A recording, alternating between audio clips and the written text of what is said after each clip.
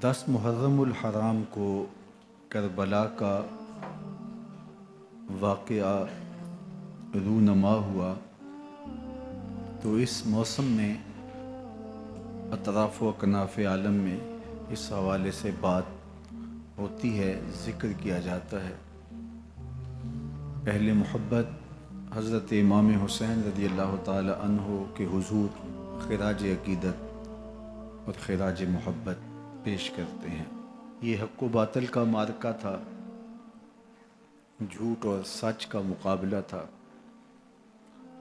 ظلم اور عدل کا ٹکراؤ تھا، خیر اور شر کی لڑائی تھی، دو نظریات کا تصادم تھا۔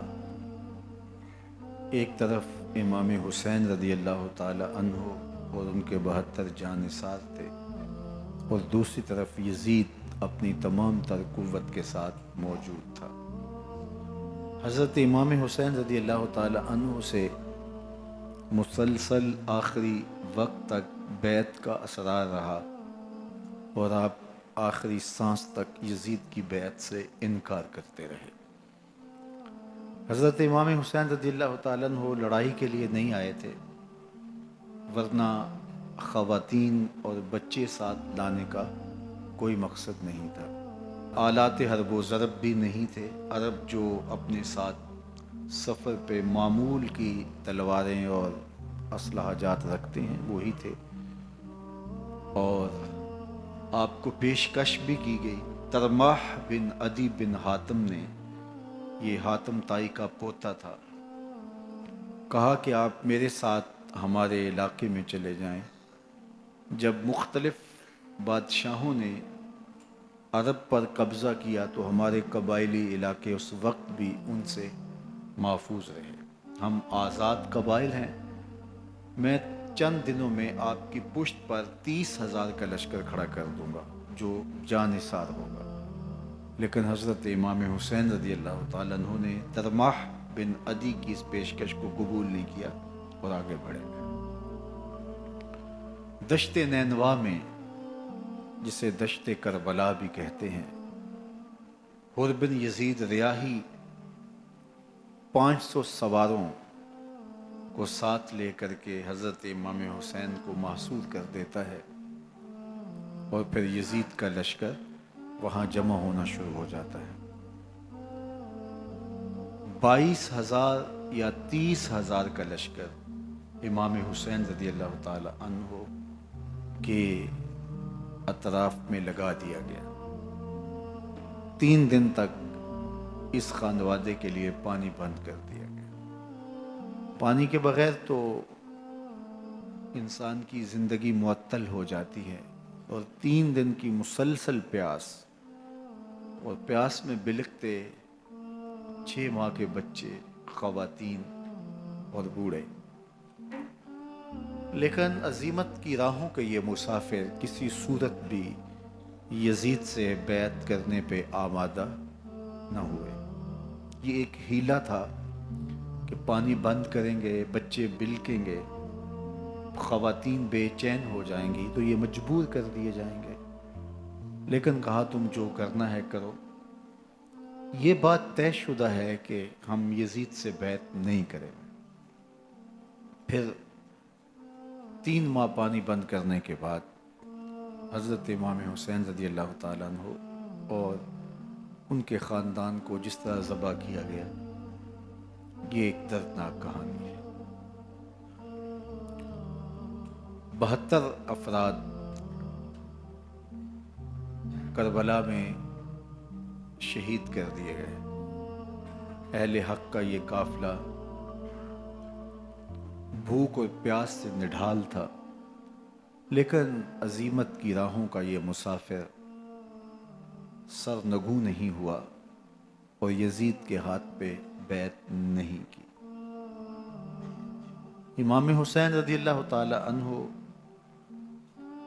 آپ کے بیٹے، بھائی، بھتیجے، بھانجے، اعیان و انصار، محبین شہید کر دیے گئے۔ 70 لوگ آپ سے پہلے شہید کیے گئے، پھر امام حسین رضی اللہ تعالی عنہ شہید کر دیے گئے۔ سوید نامی ایک زخمی وہ چھری لے کر کے حملہ آور ہوئے اور وہ بھی شہید کر دیے گئے. یہ کربلا کے آخری شہید تھے جو حضرت امام حسین کے بعد شہید ہوئے. لیکن ان کی خون آشام تلواروں کی ابھی پیاس نہیں بجھی اور ان کی آتش غیظ و غضب ابھی ٹھنڈی نہیں ہوئی. شمز الجوشن حضرت علی اوسط جنہیں امام زین العابدین کے نام سے دنیا جانتی ہے، 14 سال کی عمر میں تھے، بیمار تھے، خیمے میں گھس کے ان کو بھی شہید کرنے لگا. تو حمید بن مسلم نے کہا کہ کیا بچوں کو بھی شہید کیا جائے گا؟ تو وہ رک گیا. عمر بن سعد کے حکم نامے سے مقدس لاشوں پر گھوڑے دوڑائے گئے حتیٰ کہ ان کی ہڈیاں چور چور ہو گئیں اور شہیدوں کے سر نیزوں پہ چڑھا دیے گئے. حسین ابن علی اور ان کے آیان و انصار کاٹ دیے گئے. فتح کے نقارے بجے، جشن منائے گئے اور یہ قافلہ کربلا سے کوفے کی جانب روانہ ہوا. شہیدوں کے سر نیزوں پہ آگے آگے چل رہے ہیں اور اونٹوں کے اوپر حضور کی بیٹیاں، حضور کی شہزادیاں اور حضرت امام زین العابدین کو باندھا گیا ہے. اور یہ تقدس مآب قافلہ کوفے پہنچتا ہے. ابن زیاد بہت خوش تھا کہ جیسے اس نے کوئی بہت بڑا کام کر لیا ہو. نواسہ رسول کا سر ایک تشت میں رکھا اس کے سامنے تھا اور وہ چھڑی سے آپ کے ہونٹوں اور آپ کے دانتوں پر ضرب لگاتا. حضرت زید بن ارقم رضی اللہ تعالی عنہ صحابی رسول اس مجلس میں موجود تھے. وہ کھڑے ہو گئے. غصے سے ان کا بدن کانپ رہا تھا اور آپ نے کہا، ظالم، چھڑی کو یہاں سے ہٹا لے. میں نے خود ان آنکھوں سے رسول اللہ کو یہ ہونٹ چومتے ہوئے دیکھا ہے. ابن زیاد غصے میں بپھرا ہوا بولا، اگر تو بوڑھا نہ ہوتا تو میں تیری گردن اڑا دیتا.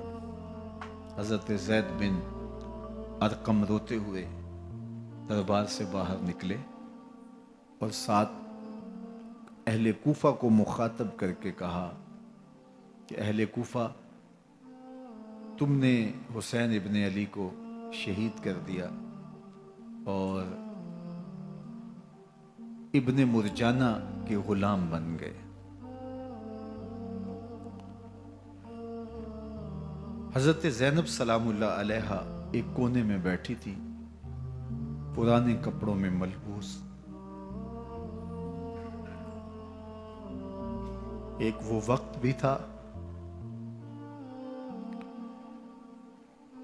کہ سیدہ زینب سلام اللہ علیہا جب کوفے میں آئیں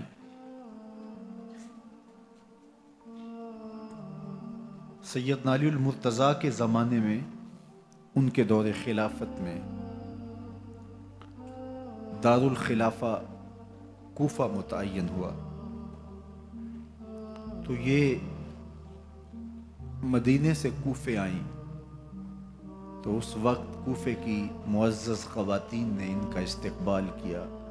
خلیفۃ المسلمین کی شہزادی، رسول اللہ کی بیٹی سیدہ فاطمہ الزہرا کا عکس حضرت زینب سلام اللہ علیہا کوفے میں داخل ہوئیں.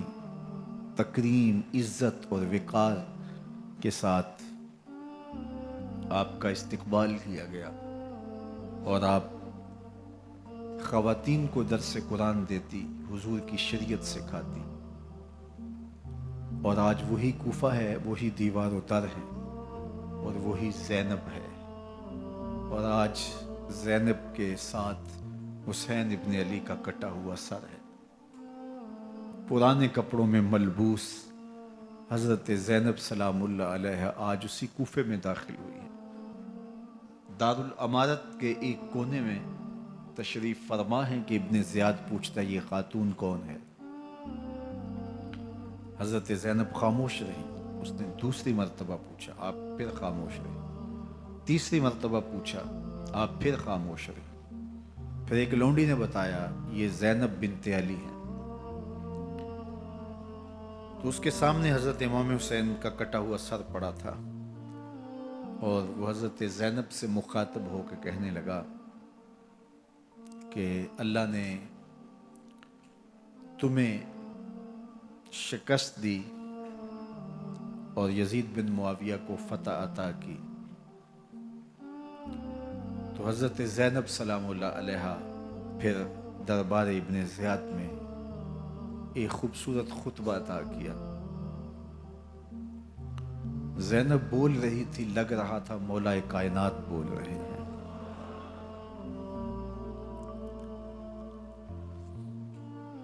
یہ خطبہ بامر مجبوری تھا، ابن زیاد کی خرافات کا جواب تھا۔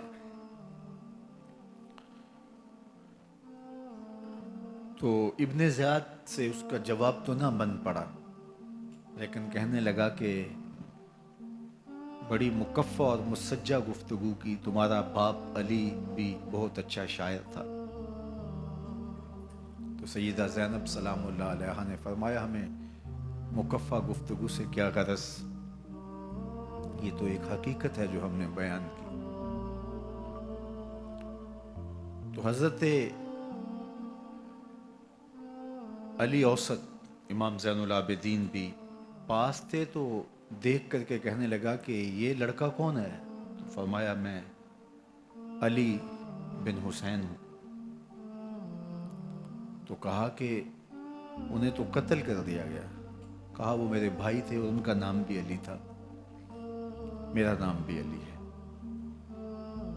تو اس نے کہا کہ اس لڑکے کو لے جاؤ اور قتل کر دو۔ حضرت زینب علی اوسط امام زین العابدین کے ساتھ چمٹ گئیں اور کہا کہ اگر تم اسے قتل کرو گے تو اس کے ساتھ مجھے بھی قتل کرنا ہوگا۔ تو ابن زیاد کہنے لگا کہ یہ عورت سچ کہتی ہے، واقعی اس کے جذبات یہی ہیں۔ اور الصلاۃ جامعہ کی پکار کے ساتھ مسجد کوفہ میں آ گیا۔ کوفے کے لوگ سارے ابن زیاد کے سامنے تھے۔ امام حسین کا کٹا ہوا سر ابن زیاد کے سامنے تھا، اور اس نے کہا کہ اللہ نے یزید بن معاویہ کو فتح دی اور کذاب ابن کذاب معاذ اللہ حسین ابن علی کو شکست دی۔ جب اس نے یہ بات کہی تو عبداللہ بن عفیف الازدی رضی اللہ تعالی عنہ موجود تھے، وہ کھڑے ہو گئے۔ غصے سے ان کا بدن کانپ رہا تھا، اور آپ نے پوری ہمت کے ساتھ ابن زیاد کو جواب دیتے ہوئے کہا، ظالم، حسین سچا، حسین کا باپ بھی سچا، تو جھوٹا، تیرا باپ بھی جھوٹا، جس نے تجھے امیر بنایا وہ بھی جھوٹا۔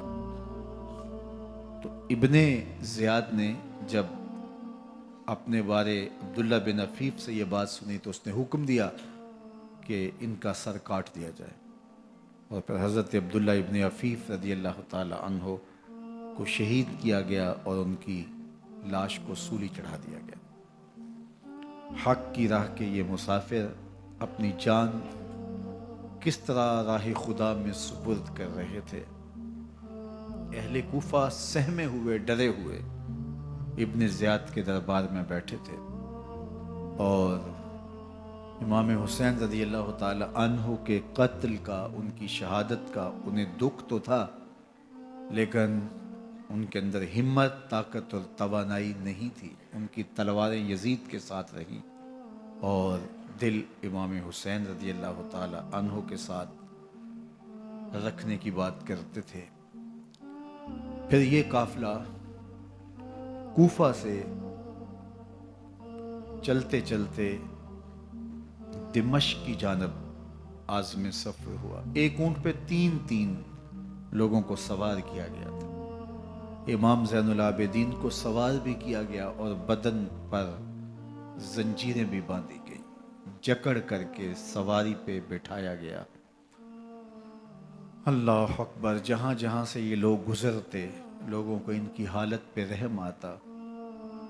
بہت سارے لوگ نہیں جانتے تھے یہ کون ہیں. عمومی طور پہ راستوں میں یہی بتایا گیا کہ کچھ باغی لوگ ہیں جنہوں نے حکومت سے بغاوت کی تو ان کے کیفر کردار تک پہنچا دیا گیا.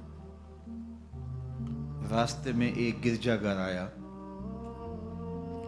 اور وہاں یہ لوگ رات رکتے ہیں. گرجا گھر کی دیوار پہ لکھا ہوا تھا اترجو امت قتلت حسین شفاعت جدہ یوم الحساب.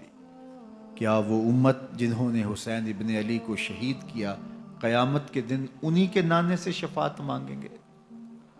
کس منہ سے شفاعت طلب کریں گے؟ اسی حسین ابن علی کے نانا سے جن کے بیٹے کو، جن کے شہزادے کو، نواسے کو ان لوگوں نے شہید کیا. جب یہ تقدس مآب قافلہ دمشق پہنچا تو راستے میں ایک شخص قرآن مجید کی تلاوت کر رہا تھا. اپنے مکان کی چھت پہ بیٹھ کے تلاوت کر رہا تھا اور یہ قافلہ اس طرح سے گزر رہا تھا کہ شہیدوں کے کٹے ہوئے سر نیزوں کی نوک پہ تھے اور عصمت شیار خواتین اور امام زین العابدین اونٹوں پہ بندھے ہوئے تھے. تو پڑھنے والا تلاوت کر رہا تھا کہ کہف اور رقیم یہ ہماری نشانیوں میں سے بڑی عجیب نشانیاں ہیں. تو جب وہ پڑھ رہا تھا تو سر حسین سے آواز آئی یا تالی القرآن، اے قرآن پڑھنے والا. اصحاب کہف سے زیادہ عجیب قتلی و حملی، میرا قتل کرنا اور نیزے کی نوک پہ چڑھایا جانا ہے. یہ قافلہ یزید کے دربار میں پہنچتا ہے. یزید بہت خوش ہوا اور اس نے حضرت امام زین العابدین رضی اللہ تعالیٰ عنہ سے کہا کہ تمہارے باپ نے میری حکومت کے خلاف بغاوت کی اور وہ اپنے انجام کو پہنچے. تو آپ نے جواب میں قرآن مجید کی آیات کی تلاوت کی اور اہل بیت کے مناقب اور فضائل بیان کیے. سیدہ زینب سلام اللہ علیہ کا ایک خطبہ اہل بیت کی عظمت، مناقب اور فضائل میں یزید کے دربار میں اپنی انوکھی اور البیلی شان رکھتا ہے. یزید پہلے تو خوش ہوا لیکن جب اس نے لوگوں کے چہرے دیکھے تو وہ پریشان ہو گیا. حتیٰ کہ یزید کے دربار میں ایک عیسائی سفیر آیا ہوا تھا تو اس نے جب کٹے ہوئے سر دیکھے اور خستہ حال سادات کی شہزادیوں کو دیکھا تو اس نے کہا یہ کون لوگ ہیں؟ تو اسے بتایا گیا تو اس نے بڑے تعصف کا اظہار کیا. کہا کتنے بد نصیب لوگ ہو، ہمارے پاس حضرت عیسیٰ علیہ السلام کے گدھے کا کھر موجود ہے اور ہم اسے بھی عزت کی جگہ پہ رکھے ہوئے ہیں اور تم کتنے بدبخت ہو، اپنے رسول کے نواسے کو شہید کر دیا. بے مروت بے وفا تیرا بھی کیا افسانہ ہے، جس نے اپنی ہی شمع کو گل کیا تو وہ پروانہ ہے. تو یزید نے جب لوگوں کے تیور دیکھے اور بدلتے ہوئے حالات دیکھے تو اس نے تعصف کا اظہار کیا اور کہا اللہ برا کرے ابن زیاد کا، وہ امام حسین کو میرے تک پہنچنے دیتا تو میں ان سے اچھا معاملہ کر لیتا. کچھ لوگ اس سے یزید کو بری الذمہ قرار دینے کی کوشش کرتے ہیں لیکن یزید کے اپنے حکم سے سب کچھ ہوا۔ ابن اسیر نے لکھا ہے کہ جب یزید مرا تو ابن زیاد دمشق آ رہا تھا، اس کے ساتھ مسافر بن شریح بھی تھا، تو اچانک وہ کچھ سوچنے لگا۔ تو مسافر بن شریح نے کہا کہ ابن زیاد میں تمہیں بتاؤں تم کیا سوچ رہے ہو؟ کہا بتاؤ۔ کہا تم یہ سوچ رہے ہو کہ میں نے نواسہ رسول کو شہید کیوں کیا؟ تو کہنے لگا کہ یہ مجھے یزید کا حکم تھا، اور اگر میں نواسہ رسول کو شہید نہ کرتا تو وہ مجھے قتل کر دیتا۔ اور جب مسلم بن عقبہ کو مدینہ المنورہ کی حرمت کو پامال کرنے کے لیے اور حضرت عبداللہ ابن زبیر رضی اللہ تعالیٰ عنہ کی خلافت کے اعلان کے بعد مکہ المکرمہ پر حملے کے لیے جو یزید نے بھیجا، تو اس سے قبل اس نے ابن زیاد کو کہا کہ یہ کام تم کرو۔ تو ابن زیاد نے جو جواب دیا وہ یہ تھا کہ میں تمہارے کہنے پہ پہلے ہی نواسہ رسول کو شہید کر چکا ہوں، اب نواسہ رسول کو شہید کرنا اور کعبۃ اللہ کی حرمت کو پامال کرنا، یہ دو چیزیں میں جمع نہیں کروں گا۔ اور اس نے بادشاہ کے حکم کا انکار کر دیا۔ تو یزید نے امام حسین رضی اللہ تعالیٰ عنہ کی شہادت کا حکم دیا تھا ابن زیاد کو، اور یہ دو گواہیاں میں نے ابن زیاد سے آپ کے سامنے رکھی۔ باقی اس کا یہ سیاسی پینترا کہ وہ تعصب کا اظہار کرے، تو قاتل کی پشیمانی مقتول کی اہمیت تو بڑھا سکتی ہے، لیکن قاتل کے دامن سے قتل کا داغ نہیں دھو سکتی۔ تو حضرت امام حسین رضی اللہ تعالی عنہ کا قتل یزید کو اب نظر آ رہا تھا مجھے بہت مہنگا پڑے گا، آخرت تو برباد ہوئی ہی ہوئی، دنیا بھی میں نے برباد کر لی اور میری حکومت بھی مستحکم نہیں رہ سکے گی۔ تو اب اس نے یہ کہنا شروع کر دیا کہ خدا برا کرے ابن مرجانہ کا کہ وہ راستہ دے دیتا اور امام حسین کو میرے تک پہنچ دیتا۔ حضرت امام زین العابدین سے اب وہ لجاجت کرنے لگا اور کہنے لگا کہ حضرت آپ کچھ ارشاد فرمائیے۔ تو آپ نے تین چیزیں ارشاد کی۔ آپ نے فرمایا ایک تو ہمیں خیریت سے مدینے بھیج دو، اور دوسری بات کہ قاتلان حسین کو ان کے کیفر کردار تک پہنچاؤ، اور تیسری بات مجھے دمشق کی جامعہ مسجد میں خطبہ جمعہ کی اجازت دو۔ اس نے کہا کہ خطبہ جمعہ کی اجازت بھی دیتا ہوں، آپ کو خیریت سے مدینہ المنورہ بھی روانہ کر دیا جائے گا، لیکن قاتلان حسین کو کیفر کردار تک پہنچانا یہ میرے بس میں نہیں ہے، یہ ممکن نہیں ہے۔ اب مجھے بتائیے، حاکم وقت ہو اور اتنا بڑا سانحہ اور واقعہ ہو گیا ہو تو وہ وہیں کھڑے کھڑے معذرت کر لے کہ یہ اس بات کو رہنے دو، تو اس کا مطلب سمجھنے میں کسی بھی باشعور شخص کو دیر نہیں لگتی۔ اسے چاہیے تھا کہ وہ کہتا کہ میں اس کی تحقیق کروا کے جو بھی مجرم ہے وہ کیفر کردار تک پہنچے گا، اور آپ نہ بھی کہتے تو یہ میں کرتا چونکہ میں حاکم وقت ہوں۔ لیکن اس نے فوراً کہا کہ یہ ممکن نہیں ہے، تو اس کا مطلب کیا کہ مجرم میں خود ہوں، تو میں اس سے جو ہے وہ بچنا چاہتا ہوں۔ تو اس نے حضرت امام زین العابدین کو کہا دو شرطیں تو قبول ہیں، لیکن یہ تیسری شرط قبول نہیں ہے اور یہ ممکن نہیں ہے۔ تو یہ واضح اس بات کا اشارہ ہے کہ یزید کے حکم سے، اس کی منشا سے اور اس کے کہنے سے حضرت امام کو شہید کیا گیا، اور اس نے حضرت امام حسین رضی اللہ تعالی عنہ کے مبارک لبوں پر چھڑیاں بھی ماری اور آپ کے دانتوں پر ضربیں لگائیں چھڑیوں کی۔ وہ تو ایک صحابی وہاں موجود تھے جو کھڑے ہو گئے، انہوں نے کہا ارفع ھذا القدیب عن ھاتین الشفتین، ان ہونٹوں سے چھڑی ہٹا لے، میں نے ان آنکھوں سے رسول اللہ کو یہ ہونٹ چومتے ہوئے دیکھا ہے۔ جس طرح ابن زیاد کے دربار میں ہوا تو یہاں بھی ہوا۔ اللہ اکبر۔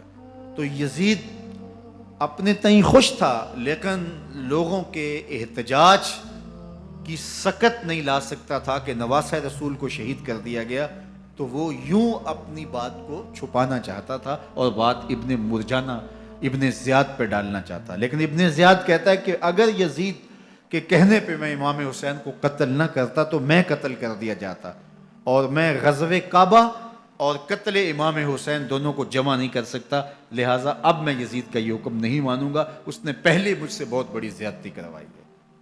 یہ تاریخ کی معتبر کتابوں کے اندر موجود ہے۔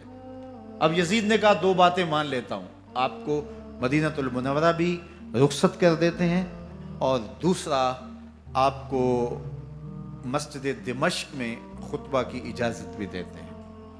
اللہ اکبر، یہ وقتی تصرف تھا اس کا، ورنہ یہ کون ہے اجازت دینے والا؟ ممبر تو حسین ابن علی کے نانے کا ہے۔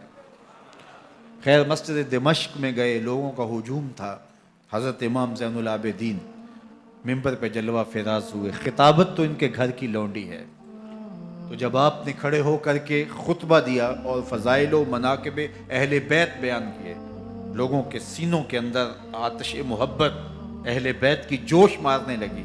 یزید ڈر گیا کہ اگر کچھ دیر خطبہ جاری رہا تو کہیں ایسا نہ ہو کہ لوگ میرے خلاف اٹھ کھڑے ہوں، تو اس نے مؤذن کو اشارہ کیا اور وہ اذان دینے لگا، تو اس نے کہا اللہ اکبر اللہ اکبر، تو حضرت امام زین العابدین نے کہا اس میں کوئی شک نہیں کہ اللہ سب سے بڑا ہے۔ پھر کہا اشہد اللہ الہ الا اللہ، تو امام زین العابدین نے فرمایا کہ ہم نے اس بات کی اپنے خون سے گواہی دی ہے کہ اللہ کے علاوہ کوئی معبود نہیں ہے۔ پھر اس نے کہا اشہد ان محمد رسول اللہ، تو حضرت امام زین العابدین نے یزید کی آنکھوں میں آنکھیں ڈال کے کہا یزید دیکھ، اذان میں تیرے نانے کا نام ہے یا میرے نانے کا نام ہے؟ تو حسین ابن علی رضی اللہ تعالیٰ عنہ کا نام کبھی بھی مٹنے والا نہ زیاد کا وہ ستم رہا، نہ یزید کی رہی وہ جفا، رہا تو نام حسین جسے زندہ رکھتی ہے کر۔ یزید نے امام حسین رضی اللہ تعالیٰ عنہ کو راستے سے ہٹا دیا، اس کا خیال تھا کہ یہ باغی ہیں اور میں ان کو کچل دوں۔ حضرت امام حسین شہید کر دیے گئے، ان کا خاندان شہید کر دیا گیا۔ صرف 14 سال کے امام زین العابدین رضی اللہ تعالی عنہ اس حادثے میں، اس واقعہ میں جو ہے وہ بچے، اور سب سے زیادہ دکھ اپنی آنکھوں سے انہوں نے دیکھے، کربلا کا منظر بھی دیکھا، کوفے کا دارالعمارہ بھی دیکھا، اور دمشق کا دربار یزید بھی دیکھا، اور پھر یہاں سے مدینے پہنچ کر اہل مدینہ سے جو سامنا ہوا امام زین العابدین نے وہ لمحے بھی دیکھے۔ کہتے ہیں اس واقعہ کربلا کے بعد حضرت امام زین العابدین کبھی ہنسے نہیں تھے، جب بھی پانی پینے لگتے تو رو پڑتے، انہیں شاید سکینہ کی پیاس یاد آ جاتی تھی۔ امام زین العابدین کا رنگ زرد ہو جاتا جب کربلا کی یاد آتی، اور بسا اوقات شہر سے وحشت ہونے لگتی اور دور باہر نکل جاتے اور جا کر کے وہاں خیمہ گاڑ لیتے اور مہینہ مہینہ وہاں ذکر و فکر اور عبادت میں لگے رہتے۔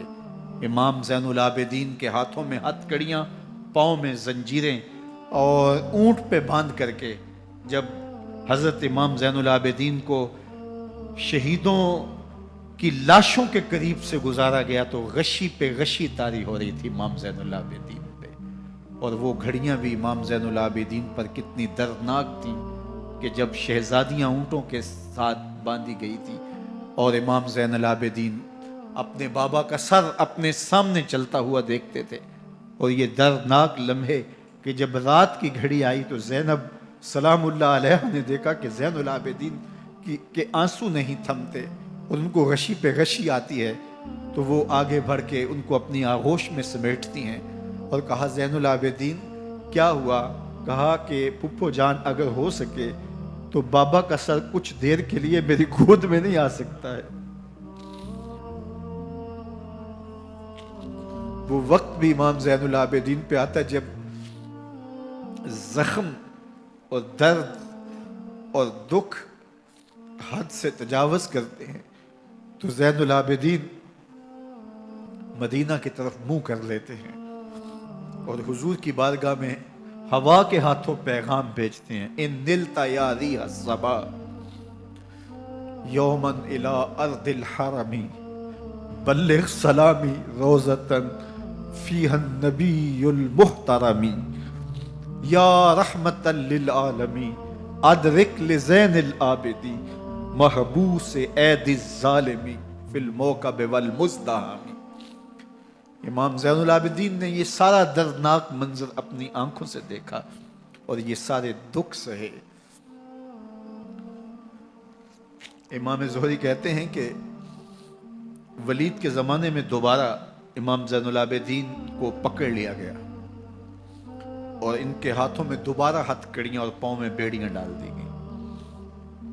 میں ملنے گیا تو جو ہی امام کے ہاتھوں میں ہتھ کڑیاں دیکھی تو میرا دل ڈولنے لگا اور میری آواز گلے میں دب گئی اور آنسو تھے کہ تھمتے نہیں تھے۔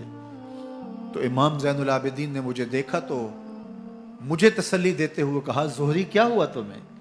تو میں نے کہا حضرت کربلا میں تھوڑے دکھ دیکھے تھے اور اب یہ حالت مجھ سے دیکھی نہیں جا رہی۔ تو امام زین العابدین نے ان زنجیروں کو اور ان ہتھ کڑیوں کو جن سے آپ جکڑے گئے تھے جھٹکا دیا، لوہے کی زنجیریں ٹوٹ گئیں۔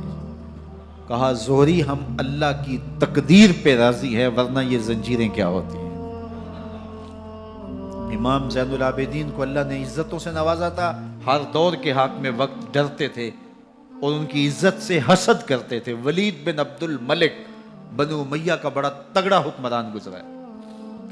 ایک دن طواف کرتے کرتے حجر اسود کے سامنے آیا اور اس کے دل میں آیا کہ میں حجر اسود کو بوسہ کروں، لیکن رش اتنا تھا کہ آگے بڑھنے کی ہمت نہ ہوئی اور پیچھے ہٹ کے کھڑا ہو گیا کہ رش کم ہوتا ہے تو میں حجر اسود کو چومتا ہوں۔ اتنے میں امام زین العابدین رضی اللہ تعالی عنہ وہ بھی طواف کرتے کرتے حجر اسود کے قریب آئے، ایک لمحے کے لیے توقف کیا، لوگوں نے راستہ چھوڑ دیا۔ امام زین العابدین آگے بڑھے، حجر اسود کو چوما، پھر آگے بڑھ گئے۔ ولید بن عبد الملک کو بڑا غصہ آیا کہ لوگوں نے میرے لیے تو راہیں نہیں چھوڑی اور زین العابدین کے لیے راہیں چھوڑ دی ہیں۔ تو وہ اپنے درباری شاعر کو، فرزدق کو جو اس کے ساتھ کھڑا تھا، اس کو پوچھتا ہے من ھذا، یہ کون ہے؟ حالانکہ اسے پتا تھا یہ امام زین العابدین ہے۔ بعض اوقات سوال تفہیم کے لیے کیا جاتا ہے، سمجھنے کے لیے کیا جاتا ہے، اور بعض اوقات سوال تحقیر کے لیے کیا جاتا ہے۔ جس طرح کسی شخص کو آپ پسند نہ کرتے ہو اور وہ کوئی کام کرے تو آپ کہتے ہیں یہ کون ہے، یہ کون ہے؟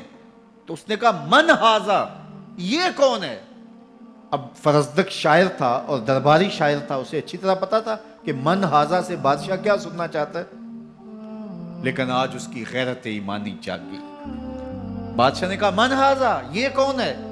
تو فرزدق نے بادشاہ کی آنکھوں میں آنکھیں ڈال کے کہا بادشاہ تو نہیں جانتا یہ کون ہے؟ اس کو تو بطحا کے سنگ ریزے بھی جانتے ہیں، اس کو تو زمین والے بھی جانتے ہیں، آسمان کے فرشتے بھی جانتے ہیں۔ یہ فاطمہ کا بیٹا ہے، یہ علی کا شہزادہ ہے، یہ رسول اللہ کا نواسہ ہے۔ تیرا من ھذا کہنا اس معرفہ کو نکرا نہیں کرے گا، یہ کل بھی معرفہ تھا، یہ آج بھی معرفہ ہے۔ کھڑے کھڑے امام زین العابدین کی شان میں ایک طویل قصیدہ لکھ دیا۔ بادشاہ تو اس سے کچھ اور سوچ رہا تھا، الٹ ہو گیا، اس نے ایک فرزدق کو جیل میں ڈال دیا۔ امام زین العابدین کو پتا چلا، آپ نے اشرفیوں کی 2 تھیلیاں خادم کے ہاتھ بھیجی کہ ہماری وجہ سے تمہارے اوپر یہ افتاد پڑی ہے۔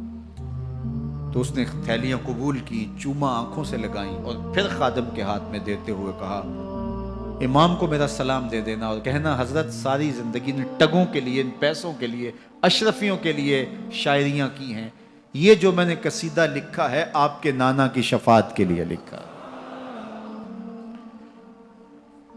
جو دلوں کو فتح کر لے وہی فاتح زمانہ۔ امام حسین کو تو کاٹ دیا گیا نا، اس لیے کاٹ دیا گیا کہ یہ ہماری حکومت سے بغاوت کر رہے ہیں، انہوں نے یہ کہا، بہانہ یہ بنایا، نظم حکومت میں یہ مخل ہو رہے ہیں، لہٰذا انہیں شہید کر دیا گیا۔ نہ صرف انہیں شہید کیا گیا، سر کاٹے گئے، نیزوں کی نوک پہ چڑھائے گئے، لاشوں پہ گھوڑے دوڑائے گئے۔ کیا کیا ظلم تھا، کیا کیا جبر تھا جو روا نہیں رکھا گیا، پیاسا رکھا گیا، بھوکا رکھا گیا، 6 ماہ کے بچے بھی نہیں چھوڑے گئے۔ امام حسین جب حضرت علی اصغر کو اپنے ہاتھوں پہ اٹھا کے فرات کے کنارے جا کھڑے ہوئے تو آپ نے اشقیاء سے مخاطب ہو کے کہا کہ تمہاری لڑائی تو مجھ سے ہے، اس 6 ماہ کے بچے نے تمہارا کچھ نہیں بگاڑا۔ چلو سے پانی بھرا تاکہ اصغر کا حلق تر ہو جائے، تو پانی ابھی حلق تک نہیں پہنچا، 2 شاخہ سنسناتا ہوا تیر آیا اور علی اصغر کا گلا چیر گیا۔ اور کہتے ہیں وہ جو تیر تھا جو حضرت علی اصغر کا گلا چیر کے آگے گزرتا ہے، وہ تیر تھا جو جانوروں کو مارنے کے لیے استعمال کیا جاتا ہے۔ گردن لٹک جاتی ہے، خون بہنے لگتا ہے۔ امام حسین اس خون کو آسمان کی طرف اچھال کے کہتے ہیں مالک حسین کی یہ قربانی بھی قبول فرما لے۔ نسل مٹا دی گئی، شہید کر دیے گئے، گھوڑے دوڑائے گئے، سادات کرام عصمت شعار پیغمبر زادیوں کو اونٹوں پہ بٹھایا گیا، رسیوں سے جکڑا گیا، چادریں چھیننے کی کوشش کی گئی، کیا کچھ نہیں ہوا۔ تاریخ دردناک ہے، اور یہ پیغمبر کے ماننے والوں نے، کلمہ پڑھنے والوں نے یہ سب کچھ کیا۔ بے مروت، بے وفا، تیرا بھی کیا افسانہ ہے، جس نے اپنی ہی شمع کو گل کیا تو وہ پروانہ ہے۔ لیکن یزید کی دلیل یہ تھی کہ یہ حکومت کا نظم چلتا ہے، اسے چلنے دیا جانا چاہیے، انہوں نے کیوں رکاوٹ ڈالی ہے، لہٰذا یہ باغی ہیں، ان کو کاٹ دیا جائے۔ میں کہتا ہوں امام حسین کو شہید کر دیا گیا، ان کے اعیان و انصار کو شہید کر دیا گیا، پورے خاندان کو پیاسا رکھ کے ذبح کر دیا گیا، 6 ماہ کے بچے بھی نہیں چھوڑے گئے، 80 سال کے بوڑھوں کو بھی شہید کیا گیا، خواتین کو اونٹوں پہ بٹھایا گیا، اور گلی گلی عصمت معاب پیغمبر رحمت کی شہزادیوں کو کوفے اور دمشق کے بازاروں کے اندر بنایا گیا۔ تو مجھے بتائیں اس کے بعد یزید کی حکومت نے کیا کیا، ان کا کیا کارنامہ تھا؟ کتنے محدث پیدا ہوئے، کتنے مفکر پیدا ہوئے، کتنے جرنیل پیدا ہوئے، کتنے صوفی پیدا ہوئے؟ کون تھا جو ان کے تخت و تاج اور ان کی حکومت جس کو بچانے کے لیے اتنا بڑا حادثہ کر دیا اور پیغمبر کے بیٹوں کو شہید کر دیا؟ تو کیا پھر اس حکومت نے کیا یزید نے؟ یزید کا اپنا بیٹا تخت پہ بیٹھنے کے لیے تیار نہیں تھا۔ 6 ماہ کے بعد اس کی لاش گھر سے نکلی، اس نے کہا کہ یہ تخت جو ہے وہ آل رسول کے خون پہ بنا ہے، میں اس پہ نہیں بیٹھوں گا، اور رسوا ہو گئے۔ اور یزید جس کو زوم تھا کہ میں اتنی بڑی سلطنت کا مالک ہوں، اس کو بچانا ہے، اس سلطنت نے اسلام کے لیے کیا کیا؟ مجھے بتاؤ، کون سے جرنیل پیدا کیے، کون سے حکمران پیدا کیے، اس نے کون سے توانا لوگ پیدا کیے، کون سے محدث، کون سے مفکر، کون سے مسلح پیدا کیے؟ اور جس خاندان کو کاٹ دیا گیا، صرف ایک 14 سال کا علی اوسط زین العابدین بچا۔ اور ذرا حسین ابن علی کی نسل دیکھو، جعفر صادق کس نسل سے ہیں، باقر العلوم کس نسل سے ہیں، حضرت غوث اعظم کس کے شہزادے ہیں، حضرت داتا گنج بخش علی حجویری کس کے بیٹے ہیں، اور حضرت معین الدین چشتی اجمیری کس کے بیٹے ہیں؟ آج زمانے کو جو بھی دیا ہے حسین کے بیٹوں نے دیا ہے۔ یزید تخت بچا کر بھی امت کو کچھ نہ دے سکا، اور امام حسین نے سب کچھ لٹا کے امت کو ایمان کی بہاریں عطا کر۔ آج جہاں بھی منبر و محراب کی رونق نظر آ رہی ہے، اس کے پیچھے حسین کا کوئی بیٹا کھڑا ہوا نظر آ رہا ہے۔ اللہ اکبر، اس دین کے خاکے میں رنگ ہی حسین ابن علی کے خون نے بھرا ہے۔ حسین اگر نہ شہید ہوتا تو آج گھر گھر یزید ہوتا، اسلام کی عظمت عیاں نہ ہوتی، خدا کے گھر میں اذان نہ ہوتی، بار الہا نوحہ سناتا پھرتا، تا روز جزا اشک بہاتا پھرتا، امداد نہ کرتے اگر کربلا میں حسین، اسلام تیرا ٹھوکریں کھاتا۔